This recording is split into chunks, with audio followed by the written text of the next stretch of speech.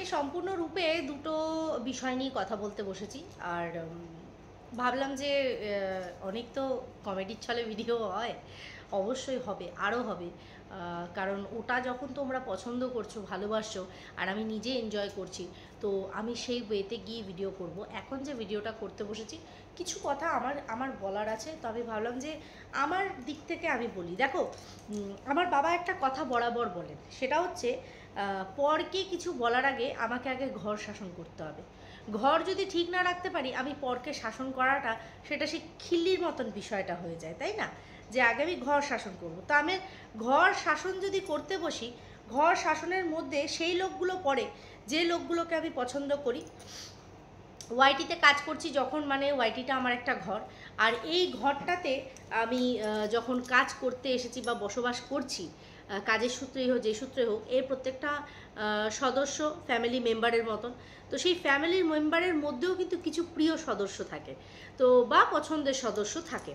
তো আজকে যদি দেখি তারা কিছু ভুল করছে, আমি কিন্তু বাইরে যাকে চিনি না তাকে আমি কিছু বলতে যাব না, আমি কিন্তু বলবো তাকেই যাকে আমি চিনি, যাকে আমি ভালোবাসি। ঠিক আছে? তার মধ্যে মোস্ট যে কাছের মানুষ যদি আমি ওয়াইটিতে কিছু গড়ে থাকি, সেটা তোমরা ভালো করেই জানো। সবচেয়ে ক্লোজ আমার কাবেরী, ওর ওপরে আমি কাউকেই দেখি না, অবশ্যই করে দীপ্তি দিই, আর সঙ্গে সীমাদি। হ্যাঁ, সীমাদি। সীমাদির বিষয়টাকে নিয়ে আমাকে অনেকেই অনেক কিছু বলে, যে তুমি ওকে ডরাও, ওকে কোনো উত্তর দিতে পারো না, কারণ ও তোমাকে চিড়ে ফেলে রেখে দেবে। আজকে সীমাদির এমন পরিস্থিতি হয়ে গেছে, ওয়াইটি ওকে চিরছে, ফাড়ছে, কাটছে, রক্তাক্ত করছে। ঠিক আছে? হ্যাঁ, যারা ওকে সাপোর্ট করে, যারা ওকে ভালোবাসে, তারা ওর পাশে আছে, আগামী দিনেও থাকবে। আমি ভালোবাসার মানুষের কথা বলছি, যারা নিত্যদিন আমাদেরকে দেখে। ঠিক আছে? সেই রকমই আমি আজকে কিছু কথা বলবো, সঙ্গে গামলা অবশ্যই করে। মেন টপিক আমার গামলা। আমি সীমাদির বিষয়টা এই কারণেই তুললাম, গতকালকে সীমাদির একটা লাইভ হয়েছে, তোমরা দেখেছো। কি বেসিকের ওপর হয়েছে না হয়েছে সেটা আলাদা করে আর এখানে এলাবোরেট করার মতন কিছু নেই, কারণ ওই টপিকে আমি কোনো কথাই বলতে চাই না। আমি সীমাদিকে কিছু কথা বলবো। লাস্ট আমি যে লাইভটা করেছিলাম গত পরশু, সেই দিনকে কিন্তু আমাকে এসে কমেন্ট সেকশানে বলেছে একজন যে রিম্পাদি, তুমি একবার দেখো, এরকম একজনের লাইভ চলছে, সীমাদিকে খুব বাজে বাজে কথা বলছে। তো ওটাতে আমি একটু অবাক হইনি। অবাক আমি তখন হব যখন সেই মানুষটার কাছ থেকে আমার কোনো এক্সপেকটেশান থাকবে, ভালো কিছুর আশা থাকবে, দেন আমি গিয়ে তাকে দুটো কথা আমি বলতে পারি যে না না, ও বাবা, ওর কাছে তো এটা আশা করিনি, তাহলে ও কী করে এই কথাটা বললো। কিন্তু যে মানুষটার কাছে কোনো আশাই করি না, না খারাপ না ভালো, সে মানুষটা কাকে কি বললো না বললো সেটা কখনোই বদার করে না। কিন্তু অবশ্যই করে বদার করে সীমাদির বিষয়টা, কারণ তাকে একটা পছন্দের তালিকার মধ্যে রাখি। ঠিক আছে? এবার যদি কেউ সেটাকে অন্য ওয়েতে দেখে, সেটা যার যার মস্তিষ্কের উপর, কিন্তু পছন্দের তালিকায় দেখে সেই জিনিসটাকে যদি বিচার করতে বসি,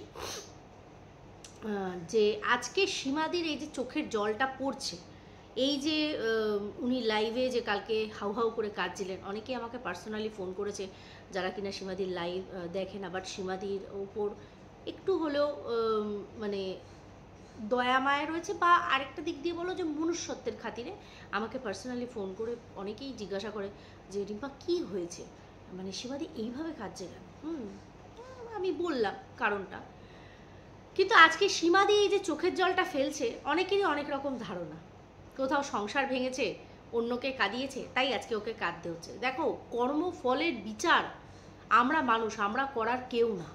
ওই ওপরে না একদম ঝুড়ি ভরে নিয়ে আমাদের প্রত্যেকের এক একটা সেকেন্ডের হিসাব রেখে দিয়েছে, কতটা ভালো, কতটা খারাপ, কতটা বিলো দ্য বেল্ট, কতটা নগ্নতা আছে আমার মধ্যে, সেটা সমস্তটা হিসাব করে সাজিয়ে গুছিয়ে রাখা। তাই কর্মফল নিয়ে আমাদের কাউকেই কিছু বলার নেই। তো সীমাদির কর্মফল নিয়েই অনেকে অনেক কথা বলছে, যে এরকম করেছে, আজকে তো চোখের জল ফেলতেই হবে।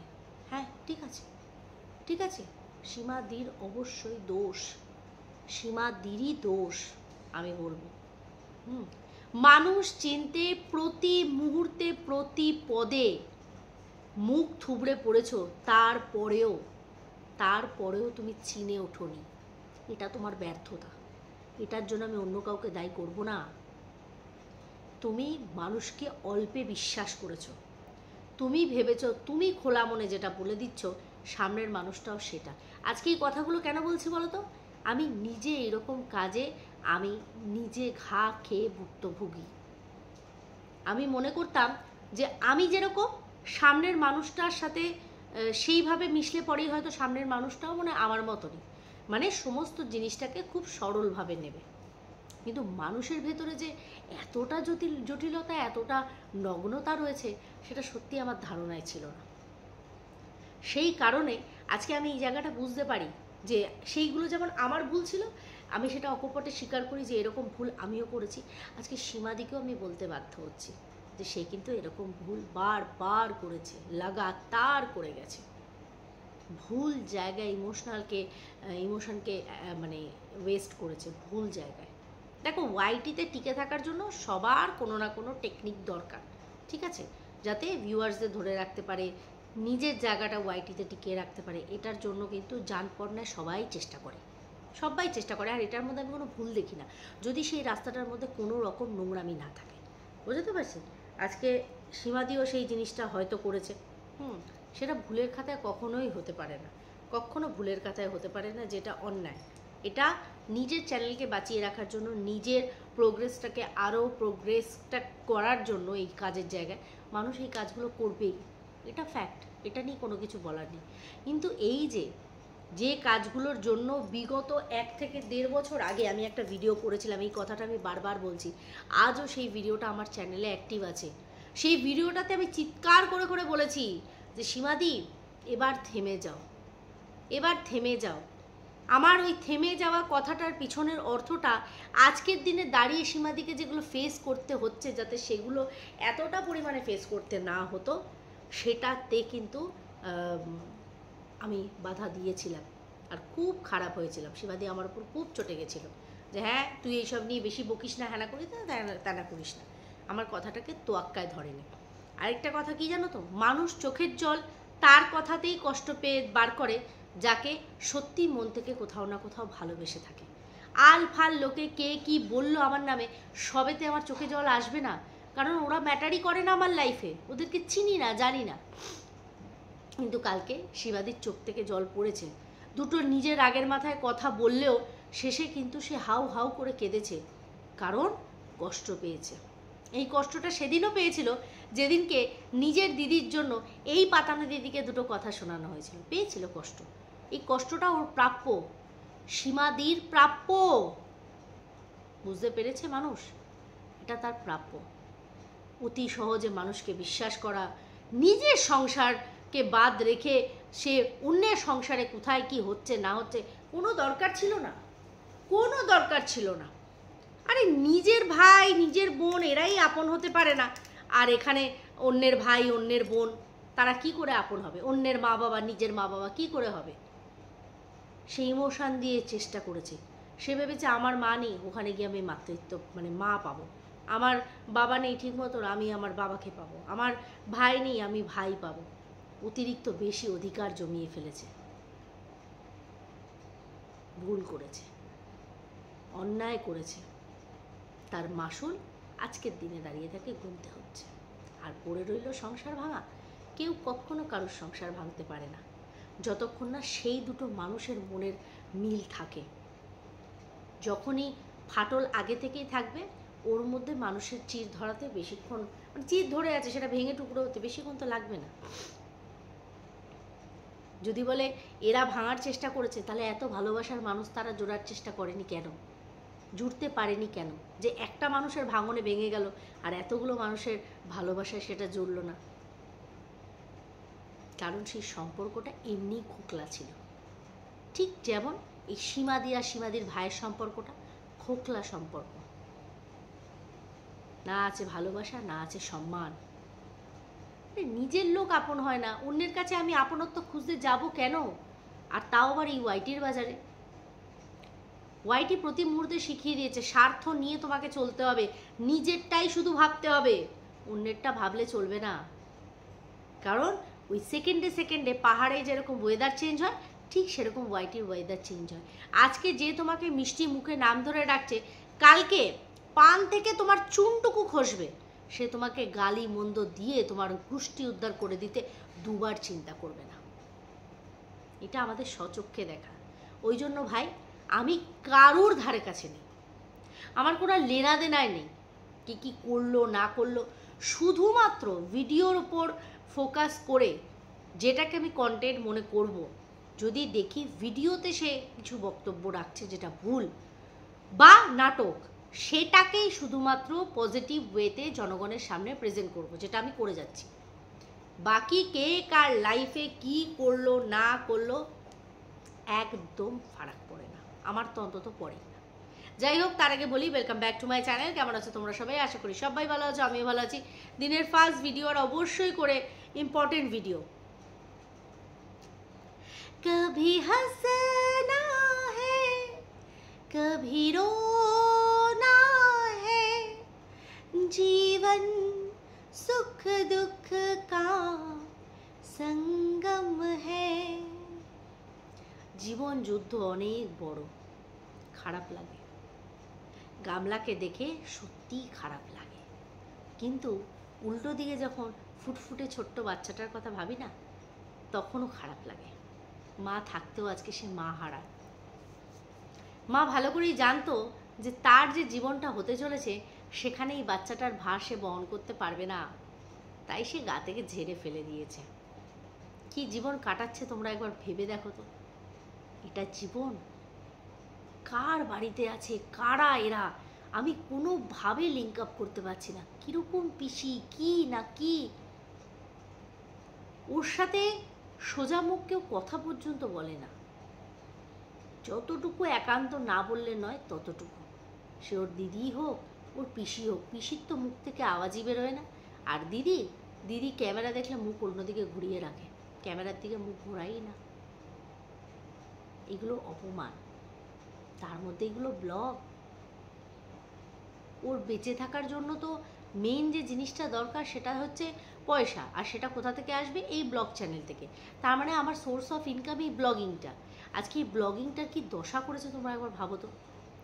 আমি কিছু কমেন্ট তোমাদেরকে পড়ে শোনাবো, মানে না শোনালেই নয় এই কমেন্টগুলো। মানুষের পরিস্থিতি রাজার হাল থেকে ভিখারি হতে যে বেশিক্ষণ লাগে না, সেটা পরিষ্কারভাবে গামলার কমেন্ট সেকশন চিৎকার করে করে বুঝিয়ে দিচ্ছে। তো কমেন্টে ওকে বলছে ওসব ব্লগ ট্লগ বাদ দাও, ওসব তোমার দ্বারা হবে না, তুমি বরং ওখানে দু একবারই রান্নার কাজে লেগে যাও, কাজে দেবে। 182টা লাইক পড়েছে। অনেকদিন পর ব্লগটা একটু শুরু করেই আবার বেরিয়ে গেছি। দূর দূর দূর, এসবকে ব্লগ বলে? ক্যামেরাটা খুলেই আইব্রো আর ব্রণও দেখতে ব্যস্ত হয়ে যাও, দেখ জঘন্য। 110টা লাইক পড়েছে। স্বামীর সংসার ছেড়ে এভাবেই মানুষ এক বাড়িতে ঘুরে ঘুরে জীবন কাটাবে, সত্যিই দুঃখজনক। 60খানা লাইক পড়েছে। তোমার বাবার কীরকম বোন? উনি তো নন বেঙ্গলি, পিসি পিসি কী করছো, কি অদ্ভুত তোমার আচরণ। 50টা লাইক পড়েছে। অলমোস্ট 20 ডেজ পরে তোমার ব্লগ চ্যানেলে আসলাম, অ্যাজ ইউজুয়াল খুবই বোরিং, নো কন্টেন্ট। তারপর যেরকম টাইপের লোকেদের সাথে আছো, অলমোস্ট এখন 2 মাস ধরে এদের দেখার আমার কোনো ইন্টারেস্ট নেই, লাগছে যেন বস্তিতে গিয়ে দিন কাটাচ্ছ। প্লিজ একটা সত্যি কথা বলো তো, তোমায় বাড়ি থেকে তাড়িয়ে দিয়েছে না, নাকি ঠাম্মি ভালোর কাউকে দেখে বিয়ে দিতে নিয়ে এসেছে? না হলে আজ অবধি এরকম কাউকে দেখিনি বিনা কোনো কাজে এরকম ঘুরে বেড়াতে। এ তো একটা বস্তিতে, ভালো জায়গায় গেলে না হয় একটা কথা ছিল, যাকে পারছো পিসি বলে চালিয়ে দিচ্ছ, সেটা বুঝতে পারছি। 131টা লাইক পড়েছে। দিদি বেশি দিন রাখলে দিদির কপাল পুড়বে। আজকে গামলাকে এই কথা শুনতে হয় এই কারণ ওর স্বামী থাকতেও অন্য পুরুষের সাথে অকপটে বেরিয়ে গিয়ে ধুম করে বিয়ে করে নিয়েছিল। এর দ্বারা কিছুই হবে না, ব্লগ দেখলে বোঝা যায় হবে শুধু জিনিসটা। এখানে খুঁজে বেড়াচ্ছে তাই ব্লগে মন নেই। এটা ব্লগ বলে হাসছে। তুমি পৃথিবীর সবচেয়ে দামি মা, যে বাচ্চার কথা বলতেই লজ্জা পায়। বকওয়াস ব্লগ। এলো ধেবড়ি মুখী। এটা কি ব্লগ হচ্ছে টিন? তোমার বাড়ির ফ্যামিলি কি সব বিহারি? পরিবেশটা ভালো লাগলো না। अभी पिम्पल निकाला है, बहुत कुछ निकलेगा बाकी है। তোর ব্লগিংয়ের 12টা বেজে গেছে রে, একদমই জঘন্য। Watch other blogs and learn to make a proper blog. There is no content at all. A lot of planning and preparation is required to make a good blog. The dressing style should also be decent, worthy of an influencer. Eyebrow plug নয়, কথাটা হচ্ছে eyebrow plug.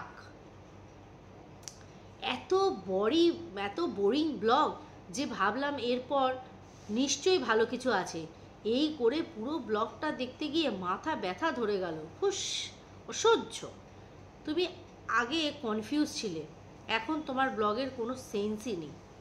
তোমার ব্লগে ভালো লাগছে না। কে বিহারি ভিখারি বাড়িতে ঘুরে বেড়াচ্ছ বাবা জানি না, দূর। এই তো লজ্জা করে না এই মুখ দিয়ে ব্লগ করিস? এইরকম lots of comment or comment সেকশনে ঘুরে বেড়াচ্ছে। নিজের জায়গাকে কিভাবে নষ্ট করতে হয় আজকে গামলাকে না দেখলে সত্যিই বুঝতে পারতাম না। সমস্তটা শেষ করে দিল সব। আর আমার তো সত্যিই মনে হচ্ছে যে ওকে বাড়ি থেকে তাড়িয়ে দিয়েছে, আর নচেত ঠাম্মি এখানে ওর বিয়ের ব্যবস্থা করবে। চলো দেখা যাক, আস্তে আস্তে সবই দেখতে পাবো। সবাই খুব ভালো থেকো, সুস্থ থেকো। দেখা হবে নেক্সট ভিডিওতে, ততক্ষণের জন্য